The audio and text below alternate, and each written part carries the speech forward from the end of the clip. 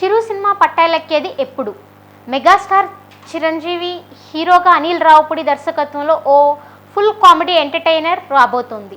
ఇప్పటికే ఈ సినిమా పూజా కార్యక్రమాలతో ప్రారంభించారు. చిరు కూడా గ్రీన్ సిగ్నల్ ఇచ్చాడు. ప్రస్తుతం ఈ cinema second half script work శరవేగంగా జరుగుతోంది. వైజాగ్లో అనిల్ రావుపూడి తన టీంతో స్క్రిప్ట్ వర్క్ చేస్తున్నాడు.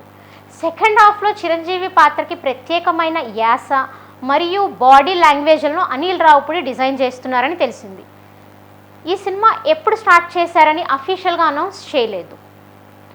తాజా సమాచారం ప్రకారం మే నెలాఖరు నుంచి పట్టాలెక్కించాలని అనుకుంటున్నారని, ఈ సినిమాలో వెంకీ గెస్ట్ రోల్ చేయబోతున్నారని టాక్ వినిపిస్తోంది. అయితే కథానాయిక ఎవరు అనేది ఇంకా కన్ఫర్మ్ కాలేదు.